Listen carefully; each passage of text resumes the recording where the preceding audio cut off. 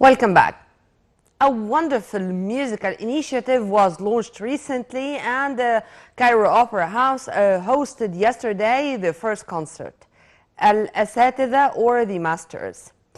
And it really aims to revive the works of our masters, our composers and musicians who were not only talented, but deeply rooted into our cultural heritage, and they enriched the cultural heritage not only of Egyptians, but of the whole Arab world. To shed more light on this, we are very much delighted to have with us via phone Mr. Osama Fateem, our artistic critic and journalist. A very good morning to you, Mr. Fateem.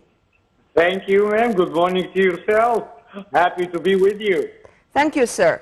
Yesterday, it was the first concert starring veteran singer Midhat Saleh. The concert was attended by Her Excellency Naveen Al-Kilani, our Minister of Culture, Khalid Dagher, the President of the Opera House, and a number of academics, of media figures, of art figures. But to say to what extent they do appreciate the initiative, tell me, how do you see this initiative and the importance of reviving the wonderful works by our veteran musicians?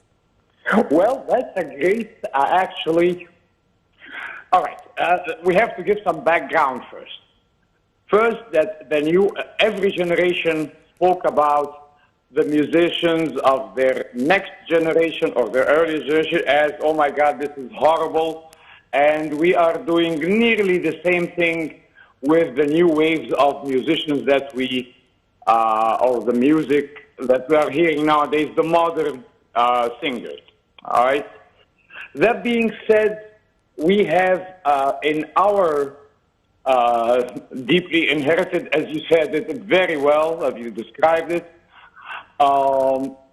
we have much more music and a beauty in its music that can reach the new generations with no problem. It will go to their heart. Yes. Reviving such a thing with an orchestra style in the opera is a great initiative. That's one thing. It is the credit is divided really between there is some sort of quarrel, or not quarrel, disagreement whether it was Ayel Haggar or Midhat Saleh who started it, but now it is on the ground. Midhat Saleh is following or basically taking care of that initiative. So going with that will hopefully reach a larger audience that will get our music back to increase the taste, really, to make it a better tasting music. Because what we hear nowadays, a lot of people think it's not music, it's just noise, but that has been always said.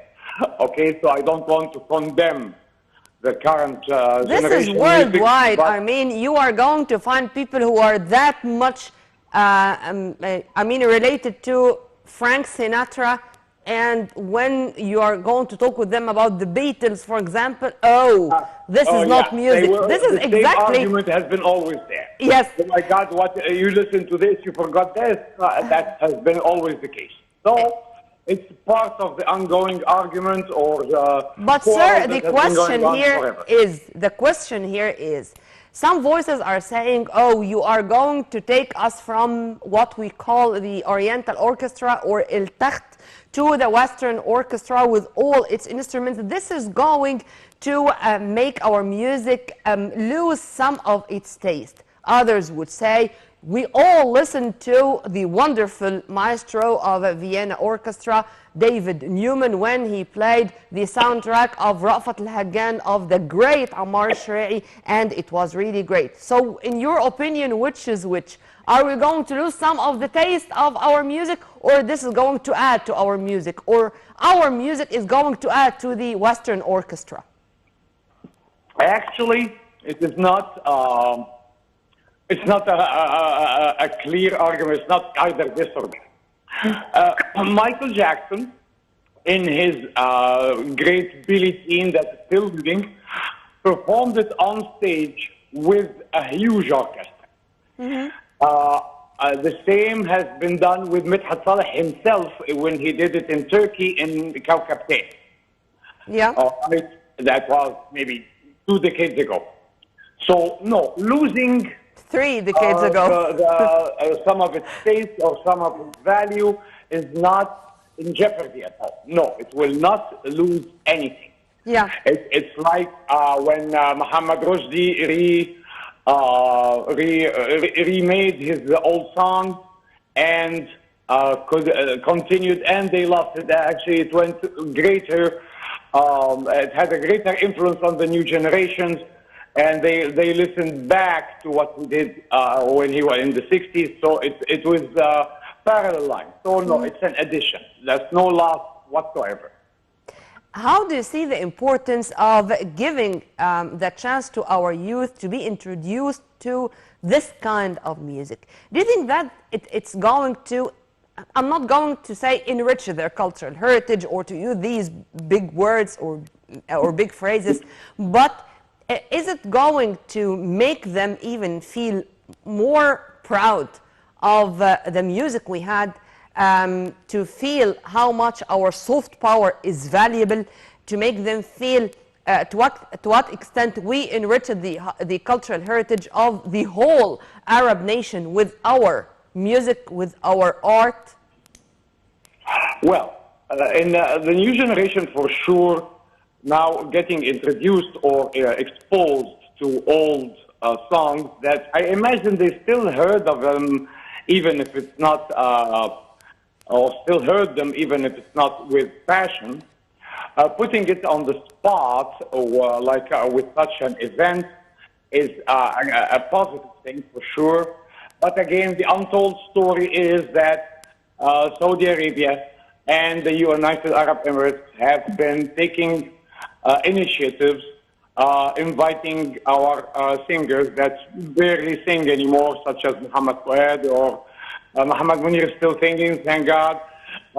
And putting stuff like of Kamel Tawil and Bari Hamdi, the composers, just putting them there in their theaters, in their culture, in their initiatives or events, and that made us jealous, I must say. First of all, we appreciate that we have taken care, or that they have done it. But we have, oh my God, it's like your brother taking your shirt and wearing it. Okay, so we say, all right, let's either get another shirt or taking it back. So in that case, since there is no problem in producing another shirt or another event, that has been done.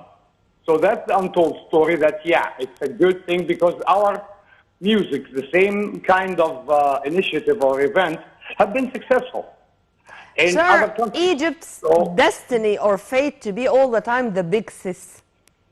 And simply, we do have gifts for humanity at large. Whether it's our soft power, it's our talents, but they are going to remain Egyptians by all means. Sir, I want to focus here also on something which is really amazing. To find all these concerts filled with youth. They want to know. They want to live this era. They want to know more about Riyad al-Sumbati, for example, as a composer who was the best to play oud. How do you see this? Yes. This is only an example, I mean. Yes. I'm sure that the music lovers all over Egypt and the world such an initiative will increase their curiosity, at least to know more. If they didn't, they would want to know. If they did, that we would want to increase. For example, me personally, I returned back to after listening to the concert yesterday, I went back when I was alone to listen to some of the stuff that was played there, the original ones. Mm-hmm. I hope and I imagine that such a thing is doable, and some people have done it. Percentages, and I mean they require that the concert be rerun on the channel that produced it, or sorry, that channeled it, and I imagine that's a good thing. It was That's the great, public. and we hope that, inshallah, the initiative is going to continue and to achieve success and to add more to our music arena. We were very much delighted to have with us by phone Mr. Osama Fateem, our music and cinema critic. Thank you very much for your input, sir, and have a very good day. Well, by this we come to the end of our episode. Stay tuned on Nile TV International always for more updates, and for more details, please log on to www.nileinternational.net. Tomorrow is another episode of our breakfast show, but stay tuned. With all my love, this was Nermina Abdurrahman.